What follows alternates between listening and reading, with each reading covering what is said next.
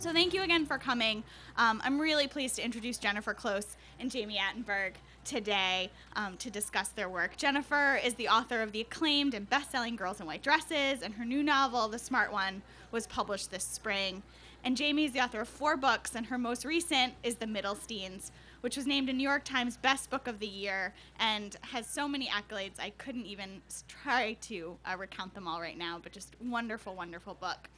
Both Jami and Jen's books are about families, and their stories are told with a lot of humor and warmth. If you haven't yet read them, I encourage you to do so as soon as possible. Luckily for us, these family stories aren't told in sort of a cozy, soft focus way. Their troubles and their joys are really deftly and sharply rendered, and we're lucky for that. So Jami and Jen are going to read a little bit and discuss their work with each other, and then they'd be happy to take your questions. So thank you again so much for coming, and please join me in welcoming Jami and Jennifer. So I'm gonna read the first chapter of the book first, and can you hear me okay? Is it cool? All right, awesome. And I guess if you haven't read the book, I'll tell you really quickly about it. It's about a woman, Edie Middlestein, and she is killing herself with food. And she's the matriarch of a family in the suburbs of Chicago. And the book is told, about 2/3 of the book is told from different family members' perspectives and how you kind of contend with somebody who won't take care of themselves. And then 1/3 of the book is told from Edie's perspective, and in this case, her mother's perspective a little bit as well. And it just shows her in the 1950s, 60s, 70s, 80s, 90s, and aughts, and she at different weights in her life, and how she grew to become the person that she is today. So I'm going to just read the first chapter. And it's called Edie, 62 Pounds. How could she not feed their daughter? Little Edie Herzen, age 5, not so little. Her mother had noticed this. How could she miss it? Her arms and legs, once peachy and soft, had blossomed into something that surpassed luscious. They were disarmingly solid. A child should be squeezable. She was a cement block of flesh. She breathed too heavy, like someone's gassy old uncle after a meal. She hated taking the stairs. She begged to be carried up the 4 flights to their apartment. Her mother, aching, her back, the groceries, a bag of books from the library. I'm tired, said Edie. We're all tired, said her mother. Come on, help me out here. She handed Edie the bag of books. You picked these out. You carry them.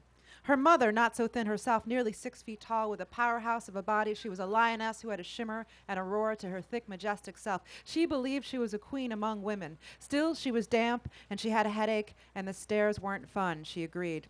Her husband, Edie's father, always took the stairs 2 at once in a hurry to get to the next place. He was tall, with a thick head of dark, spongy hair, and had long, lanky, pale limbs, and his chest was so thin it was practically translucent, his ribs protruding, watery blue veins threaded throughout. After they made love, she would lazily watch the skin that covered his heart bob up and down, fast, slow, or slow. At meals, he ate and ate. He was carnal, primal about food. He staked out territory, leaning forward on the table, one arm resting around his plate, the other dishing the food into his mouth, not stopping to chew or breathe. But he never gained a pound. He had starved on his long journey from Ukraine to Chicago 8 years before and had never been able to fill himself up since. When you looked at all the things in the world there were to agree upon, they had so little in common, this husband and wife. He was not a patriot. America had always been her home. She was more frivolous than he with money because to her, living in this vast, rich country in the healthy city of Chicago, it always felt as if more money could be made. They went to separate synagogues, he to the one favored by the Russian immigrants, she to the one founded by Germans 2 generations earlier where her parents had gone before they had died, the synagogue in which she had grown up, and she could not let that go, not even in this new union. He had more secrets, had seen more hardships. She had only watched on the news, and he would always carry his daughter Edie wherever she wanted to go, on his shoulders, high up in the sky, as close to God as he could get her, and she was absolutely certain that Edie should be walking everywhere by now. But they agreed about how to have sex with each other any way they wanted, no judgment allowed, and how I made them a fun couple. and how often, nightly at least. And they agreed that food was made of love and was what made love, and they could never deny themselves a bite of anything they desired. And if Edie, their beloved, big-eyed, arty, sharp-witted daughter, was big for her age, it did not matter, because how could they not feed her? I'm actually going to stop there. If that's all right. Yeah, I'm going to stop there. because I'm really actually most interested in the Q&A part, and if you guys have any questions too, and if you've already read the book, you already know what happens. So if that's all right, I'm gonna. Sure, that's okay. fine. I all was right. just mesmerized. I knew I was going to have to follow Jami reading, and I've seen her read, and she's a really, really good reader. So we'll see. Well, I'm still, she's such a lulling voice. I'm going to read a little bit, just just a couple pages. My book is called The Smart One. It's about two adult sisters who are both move home for the same year, and just sort of how that can accentuate the roles that you play in your family and all the things that you had sort of grown out of, that you go right back to. But the part I'm going to read is actually Claire is, she was the first character that came to me, and she is, at the very beginning of the story, she has broken off the engagement with her fiance, which is sort of starts her rolling to why she needs to end up moving home. So this is just a little bit about when she first met Doug. Claire first met Doug at a Super Bowl party of a friend on the Upper West Side. They'd sat next to each other on the couch and watched the game, eating guacamole and laughing at the commercials. Anytime Claire needed a beer, Doug stood up, took her empty bottle, and returned with a full one. At the end of the night, she was happy to give him her number when he asked. I've now read that part. I've read this section a few times, and every time I read that, I think like, oh, I have a pretty low standard for handing out numbers. That's all right. He just kept bringing her beers, and I didn't know when I wrote it. It was only when I started doing the readings that it was like, oh, all right. He is a nice guy. After they dated each other for a few weeks, Doug said, I would like to be exclusive with you, if that's what you want as well. It sounded like a business proposal, but Claire was happy to agree. Doug was straightforward, and Claire appreciated that. He had a thin face and a nose that was almost too big, but not quite. He was handsome in his own way. He was a systems developer for a fund of funds, a job title that meant nothing to Claire and that she never quite fully understood. He had his ties on a rotating schedule and contributed the maximum amount to his 401k. He was, by all accounts, admirable. On one of their early dates, Doug took Claire to see the elephants arrive in Manhattan for the circus. They were marched through the Queens Midtown Tunnel at midnight, and Doug told her it was something she had to see. I can't believe you've lived here for 5 years and you've never seen them, he said. That won't do. They went to a bar on 3rd Avenue that had a jukebox, long wooden table, and smelled like yeast and bleach. They played darts and shared a plate of buffalo wings, and when it was time, they rushed out to the street to wait for the arrival. Claire stood there leaning against Doug, buzzed from the beers and the strangeness of the night. She shivered and watched the big sad elephants march into Manhattan. They were wrinkled and dusty and magnificent. She wanted to cry for them, wanted to run up and touch their rough skin with her hand, to place her palms flat against their hides. It was all she could do to stay put in her place. She drew in a deep breath and said, "Oh." "See," Doug whispered, "I told you. It's something to see." And right then, Claire felt like Doug was the right choice, the person she'd been waiting for. And any time she started to think otherwise, she'd close her eyes and whisper, "Remember the elephants," until the feeling went away. And they don't make it, obviously, as I just told you. And I'm actually going to stop there because I'm so excited to be here with Jami. I actually first was told of her book. A friend of mine who works at Politics and Prose had read a galley. She had met Jami, I think, at NAVA, maybe? Or maybe she hadn't even met you yet. And we had coffee, and she was saying, you have to read this book. And I said, okay, I will. And then she said, you have to go home and read it now. And so... she actually, sometimes I think of what people in this coffee shop think of us, because she actually opened it and was reading me different passages, being like, it's the best book I've read in years. She was just really excited about it. And I loved it. And I'm actually from the suburbs of Chicago, so there was parts of it that were just fun for me to recognize the parts. But there was just parts of it that rang so true. And I feel like it was one of those books that you close it and you just keep thinking about the family. So I've been thinking about them since I read it, which I can't believe was so long ago. And then you came to my reading in Chicago, and you brought your mom. I did, yeah. And then her mom met my mom. And your dad, who was so lovely. Yeah, he talked about his dog, who's one of the cutest dogs I've seen ever. I know, dog, but yeah. I was happy to do it. We're dog people, so we had a really nice chat. Yeah, my mom read it, and it was funny, actually. My mom had, and it was a part that I loved. My favorite section for, how many people have read the book yet? Oh, so a lot. For everyone else, I would skedaddle over to the tent as soon as this is over and get it. But my favorite section was the daughter in New York doing Teach for America. And there was just something about that section. It was beautiful, and the writing is amazing.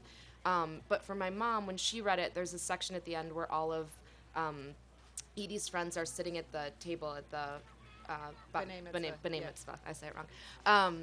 And my mom read that part over and over again. She was like, this is what it's like when you're older. It was just people she recognized as her own friends, or she had been in that situation, and it just really rang true to her. So there's just all over the board. Thanks. Yeah.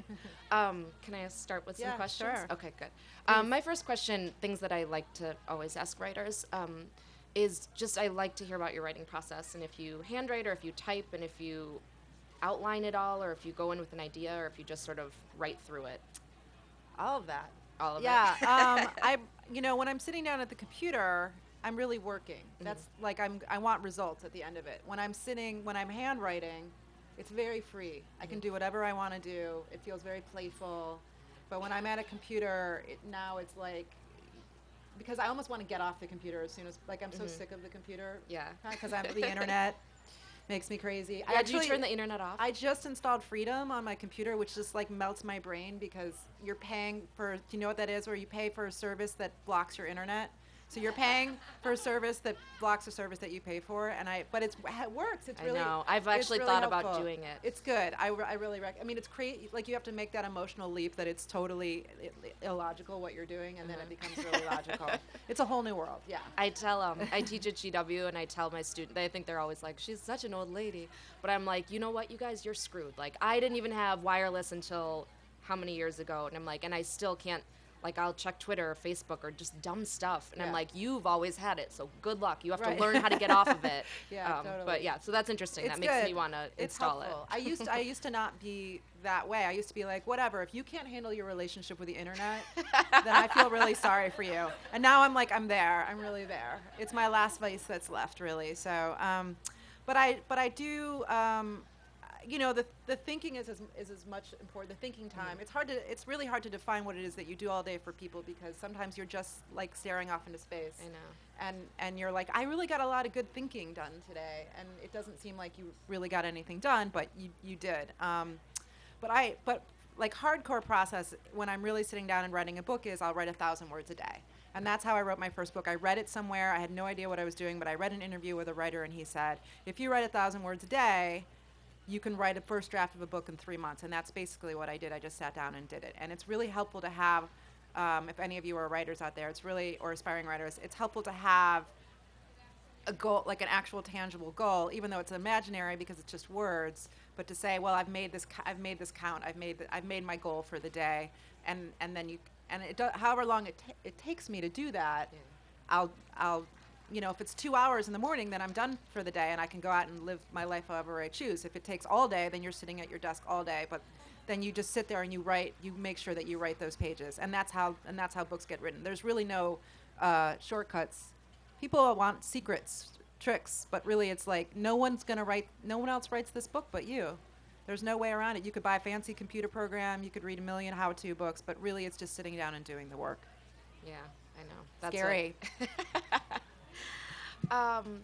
I have been dying to ask you this question. I actually stopped from asking it last night. Okay. I heard somewhere that you don't good. read any comments. Do you read reviews?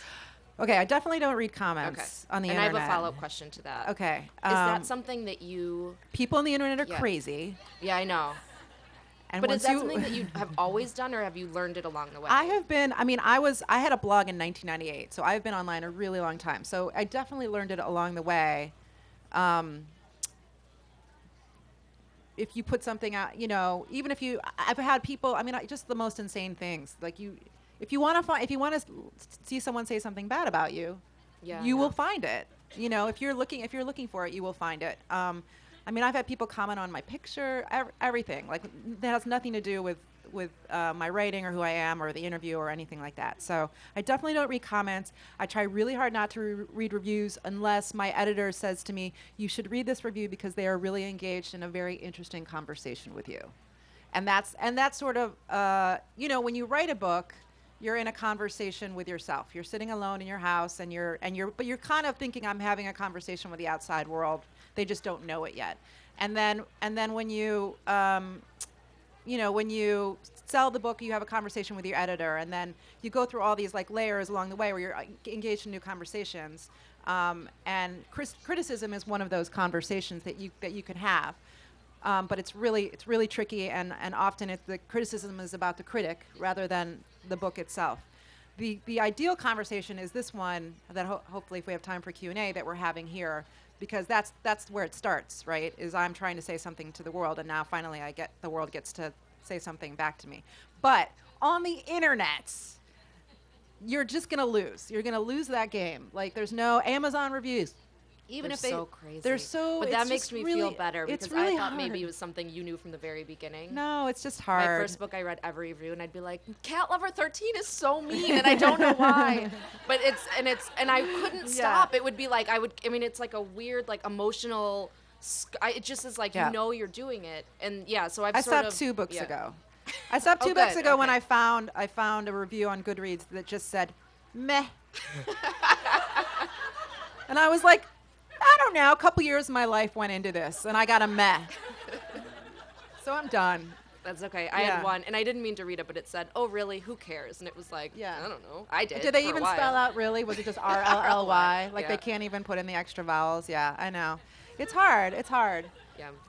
But, I'm glad that it exists. I'm glad that a forum exists for people to engage in conversation, and I'm glad that they can find a way to, people find each other through the internet, and they recommend books to each other and all of that. But I just think, for me personally, for the writer, for basically our fragile little souls, our delicate little souls, it's just, you don't need it. You don't need it. You get enough along the way that you don't need that. Yeah. Good.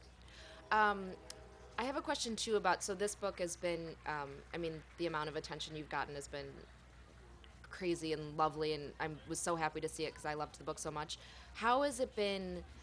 Obviously it's good. You want attention for your book, but how is it sort of? I think people always assume there's no drawback from it. But I guess has there been any good and bad parts, and compared to the way it's been? Yeah. So my first 3 books came out. This is amazing. I hope this is the train's coming in and bringing 100 more people to come. That's awesome. So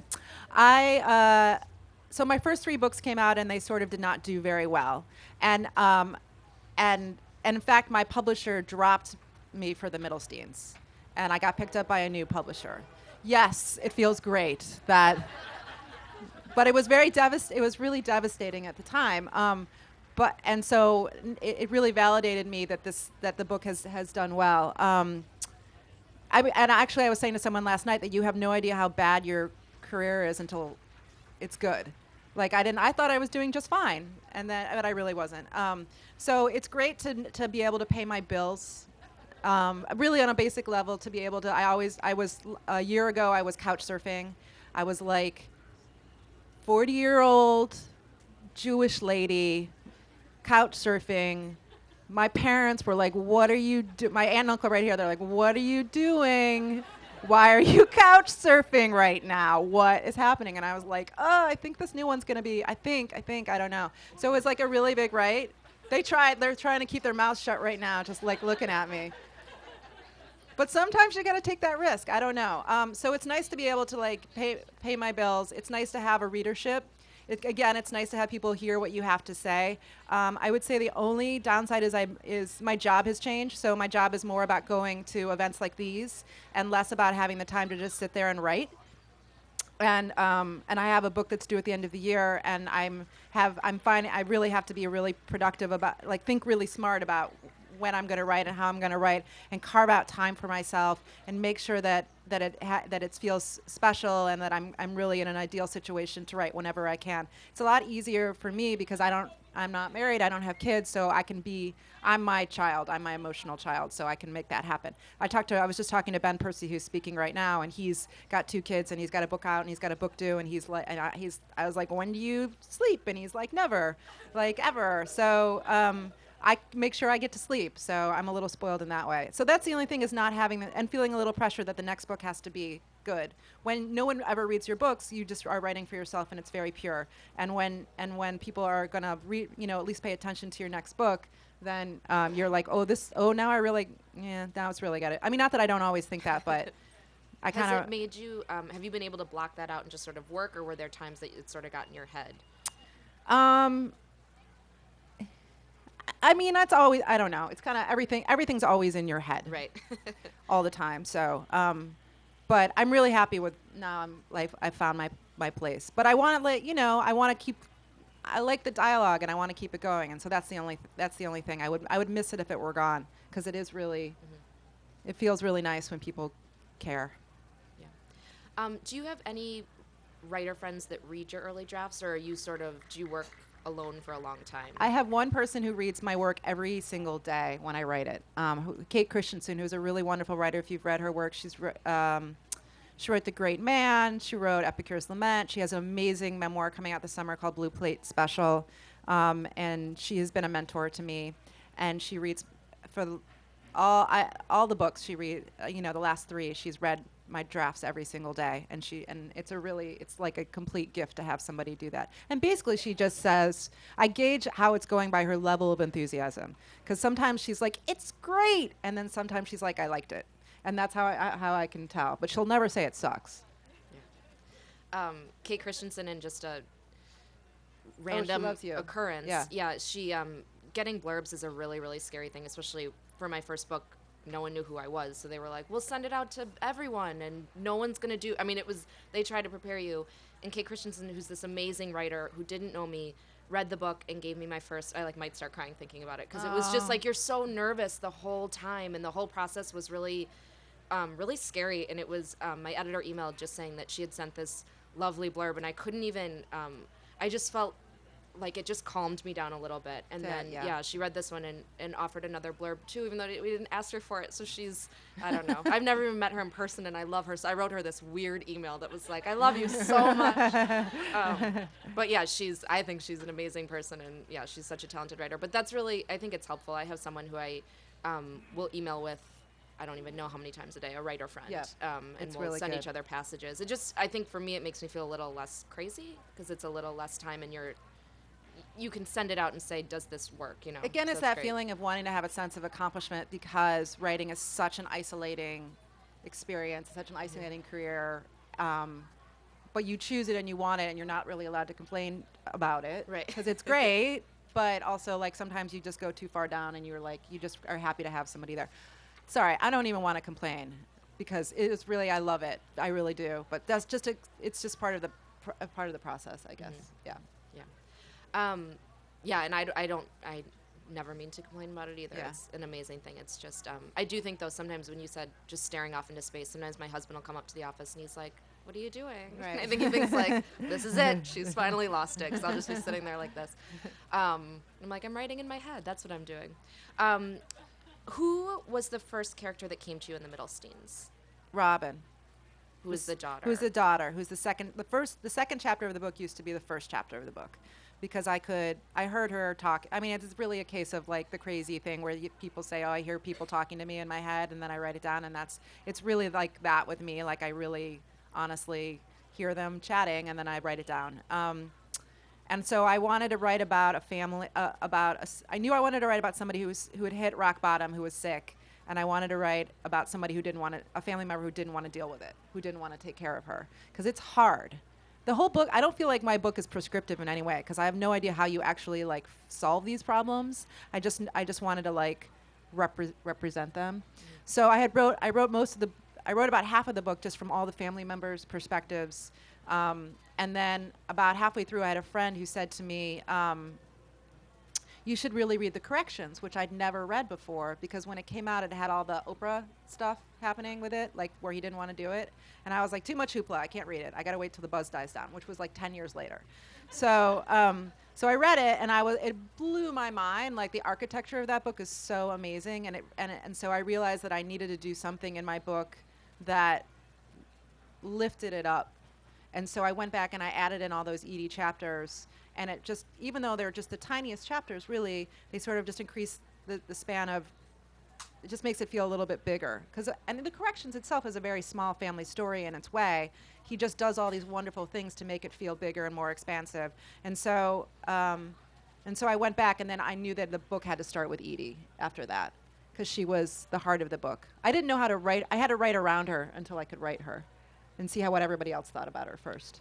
That'll maybe answer my next question. Was there anything that happened? I know when I'm writing, sometimes a surprise will happen.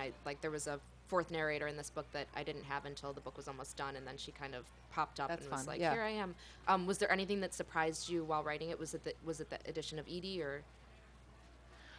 Oh, I mean, there's one chapter near the end. I don't want to spoil it if you haven't read it, but there's one chapter. I shouldn't say it because if you haven't read it, I don't want to be my own spoiler. There's one chapter at the end that the voices in there were a real surprise to me. Okay. They sort of and that was about it. Yeah, I don't know. It was really a very smooth ride, I would say, for this book. I wrote most of it in a summer. Did this feel any different from writing your other books? Yeah, it did. I felt like I was upping my game. I had written the same, you write the same thing over and over again for a long time, and then you either stop writing totally or you have to go to the next place. And so I was like, well, I figured out how to write first person narrative. I'm done with that. And like, how do I write something that feels bigger? Mm-hmm. That was really my intention. Even though it's small, it's a small story. But it doesn't, I mean, My I don't ride's know, it here. doesn't feel small when it doesn't feel small when you read it. I don't think.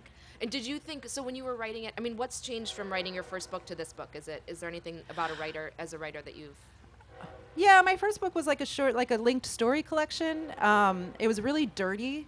I don't have as much sex anymore in my books. I sort of miss that. I'm trying to put some sex into the new book. On a train, sex on a train. That would be good. Bestseller, Sex on a Train by Jami Attenberg. I know more. I didn't know what the hell I was doing. Mm-hmm. I just didn't know anything. I was like, I'm just going to write it down. And then I did. And then, and now I feel I know more about what structure can do. I didn't go to graduate school, so I'm really, not that you need to go to graduate school. Definitely you do not need to go to graduate school. Don't But it go to doesn't hurt graduate school, sometimes. no. Wait. Sorry, it's the academic. It can help. I didn't go, and so I was kind of just reading and learning and teaching myself as I went along and like seeing how other people did it. I learned, I think you just learn by reading and writing and getting feedback from editors, because I went through 3 different publishers because everyone kept getting rid of me. So when you get edited, that teaches you things. I think reading too is what you said about the corrections. There's some times when I know I want to do something and I'll think of a book that did it, and you go back and you read look it. at how they actually constructed that and changed narrators and did all this stuff. And yeah, I think reading is the best. Totally. best. Yeah. And but also talking to, I don't know, everything matters. Yeah. Okay, I don't want to hog the questions, so I'm gonna ask one more question and then we'll turn it over. I'm but I enjoying have this. more. You're I awesome. know. I'm laughing only when you said your books were dirtier. First of all, I love linked story collections, so I Me loved too. that first book. But Thanks.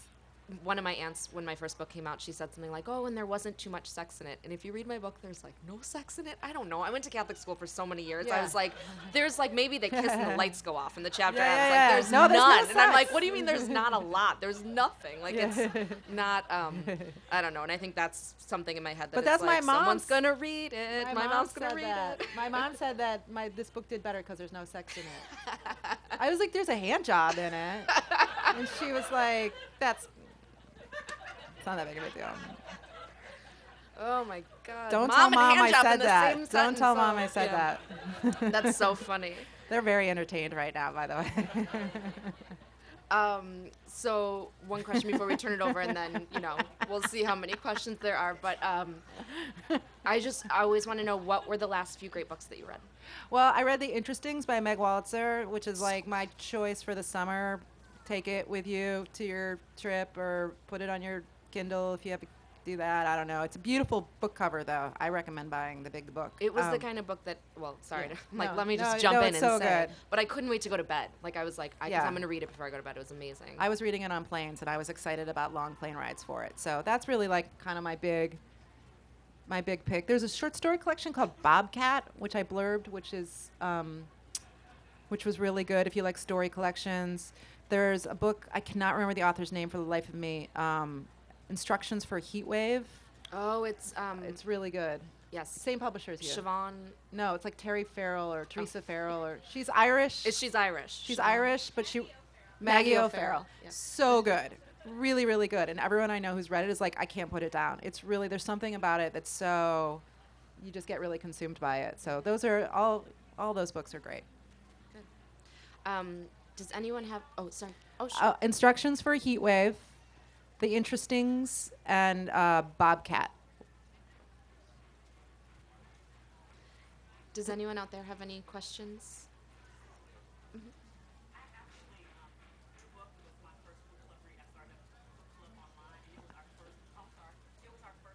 Yeah.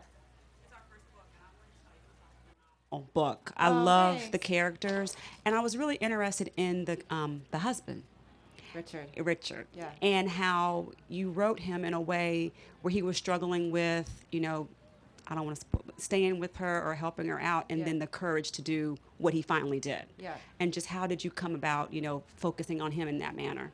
It's really interesting because some people really love him and get him, and some people don't like him at all. And the book is a real Rorschach test. Like people bring a lot of themselves to the book. I actually thought he was brave too, but I didn't like him at first, and I wanted to write my way into understanding him, and I wanted to write my way into understanding all of them, which I did.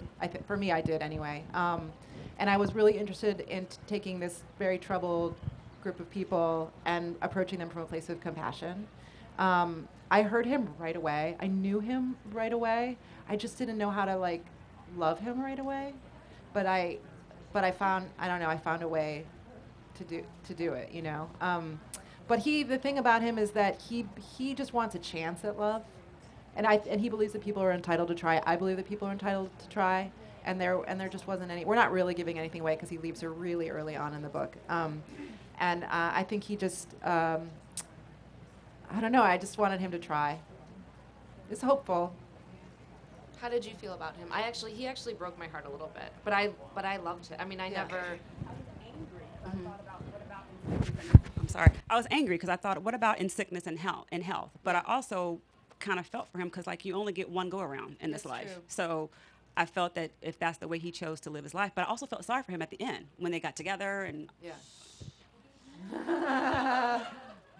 when everything was going on at the end. And he was kind of standing by himself off, so I felt sorry for him. I think what Jami does so well is, because I sort of I went through a roller coaster of emotions with him too, but I think that you understand why he does what he does, and I think I don't know, I felt like at the end I got it, and so I think that's the best part you might Sorry. We'll go off and have a little our own book club over here. Oh, sorry. No, sorry. I just was, Yeah, no. Anyway, yeah. I'm doing it too. So. Yes. This is a question for both of you. Thank you. This is a question for both of you. What's the most difficult part of the writing process for each of you? I think, well, for me, it's just actually doing it. I mean, I can think about it and I can talk about it, but you have to. No one sees you do it. It doesn't matter. If I don't write another book, no one is gonna beat down my door and declare it. That I have to do it. It's not like showing up at work. You're your own boss. So there's days when you just really don't feel like it, and you have to do it. So for me, it's just always knowing that if I sit down and do it, things will turn out okay, I think. But yeah, it's just every morning. There's no one watching me to make sure I go to my office or sit down. No one, except for the dog, who's like, if you take me for a walk, I will look away and not judge you for not working. So he doesn't care. So for me, that's the hardest thing. I think a year ago I would have said the fact that I'm broke, and that it's really hard to make a living as a creative person in this world. Now, I don't know. I really, really love it a lot. It's the thing that gives me the most joy out of anything in my life.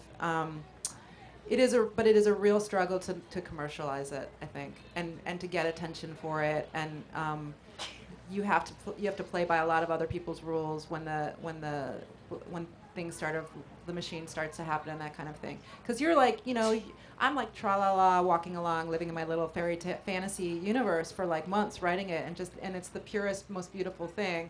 And then when you have to commodify it or market it, it's that's not. I'm sound really precious right now, but really it is kind of very frustrating when it doesn't really. You have to sell yourself in a really specific kind of way. I feel really fortunate that I have a wonderful publisher that isn't forcing me to do anything. And honestly, when you write a book about people who love to eat, everyone just feeds you wherever you go, so it's really nice. So it's been really good, but it is a lot of like, just you have to be really focused. It's a different brain that you have to turn on, a different, self-promotional brain, I think. That's hard. I'm always on like Twitter, tweeting. I read the book just recently. I loved every word. And I tried to break it out into, like, I'd read half a chapter a night so that it would last longer. But I finally finished it, and I loved it. And my favorite part was, is it Emily, the granddaughter? I had gotten into a colossal fight with my mom on Mother's Day because of the way my 14-year-old treats her. So that whole scene with her grandpa when she tried to go to services with him and her attitude and his thought process in it, I just related to that so much. It was, and I wanted my mom to read it to say, see, it's not just us, even in the books. These 14-year-old girls, you just can't understand them. I thought it was amazing. Thank you. And I also loved how you told their future in just a few sentences, Yeah, like there's a lot of time Robin, shifting. like all the stuff that happened to Robin, which broke my heart, and I'm so glad it was just a small, details about what happens to her in her life. But it was just amazing the way you were able to complete their stories. Thanks. Yeah, I just loved it. Thank you. I loved have it. Like a real. It's like I noticed that I actually do that when I meet people. Like I sort of try to figure out who they're going to be in like 20 years. Like, does anyone else do that? I'm like the only person who does this. And so it was very natural for me to write like a lot of the time shifting kind of stuff. Because I was like, I really am in my head when I'm we all are in our head when we're doing it. But I was really just like, I wonder what'll happen to her. And I'm like, I can just write that. You can just write whatever you want to write. It's the most amazing thing. Like once you like give yourself like the freedom to do that and create like all these like amazing, and I always feel like, and this is so hippy dippy, but like I always sort of feel like these worlds already exist and it's just up to us to like write it down.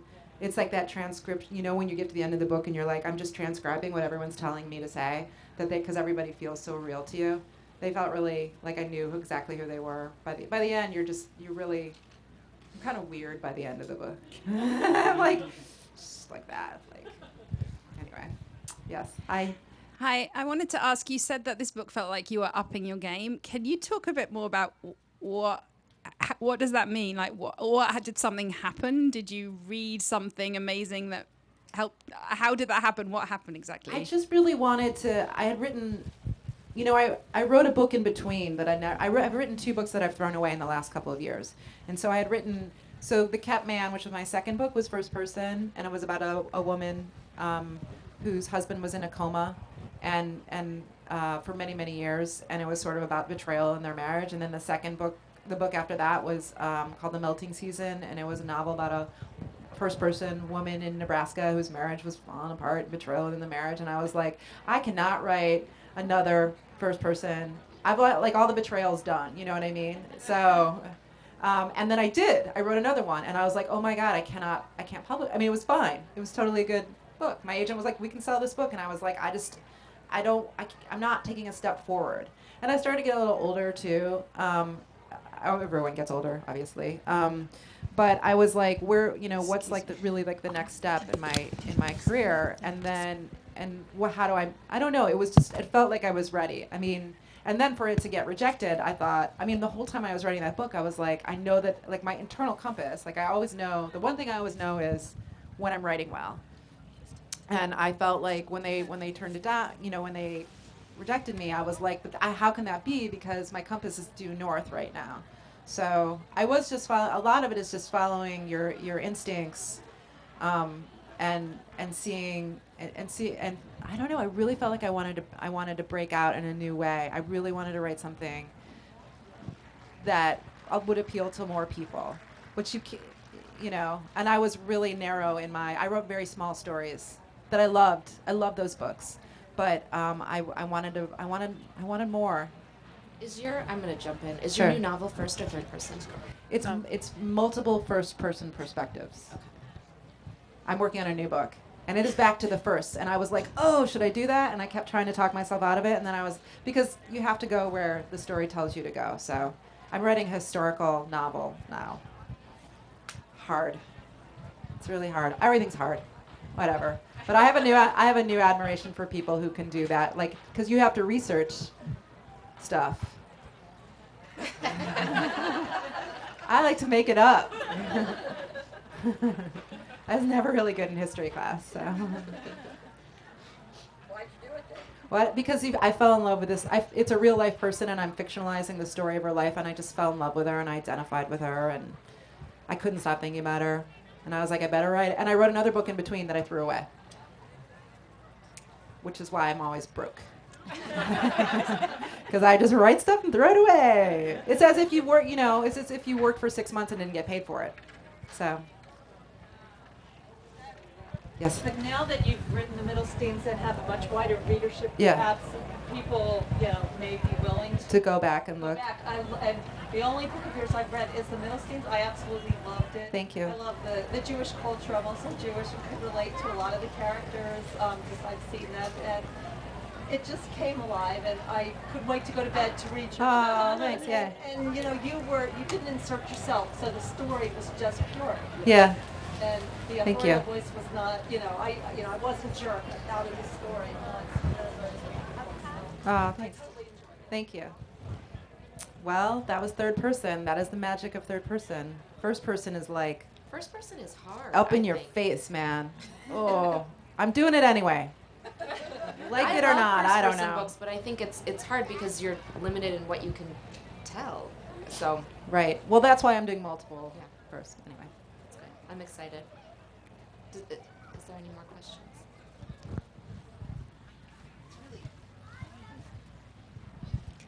Did you like Edie? I love Edie. I love her. She's the person I'd most want to hang out with. She knows where all the good food is. I did. The book is set in the suburbs of Chicago. So I just went home and I did this big Jewish ladies fundraiser there, and everybody wanted to know where all the places were, and they could all see, because it really was set very much in the streets, everything about it. And everyone kept coming up to me and going, "Where is that Chinese restaurant? I must go eat at that Chinese restaurant." I was like, I made it up. It doesn't exist. You guys don't have good Chinese here. It's terrible here. But you know how many times I ordered Chinese while reading that book? And you would think it would turn you off, but I'd be like, oh, I want noodles. All right. I'm sad it's not real too. But I would I- have gone on a.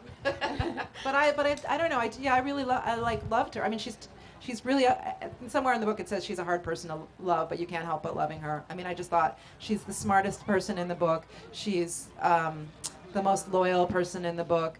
She is she educates people. She's happy to share knowledge, but I mean, it's very hard. It's very devastating. It's very devastating when somebody won't take care of themselves. Writing is so solitary. Do you have a hard time doing the book tours and going around and speaking like this? I mean, this is fun. I really like this. I like talking to people. I'm learning how to all right, I know I'm going to do this week and I won't get writing done, that kind of thing. But I don't know.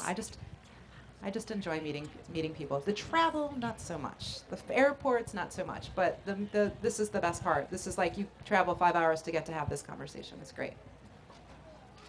Thanks. Hey, thanks you guys for buying my book, by the way. Really, I really, totally, completely appreciate it so much. Thank you very, very much. Sincerely.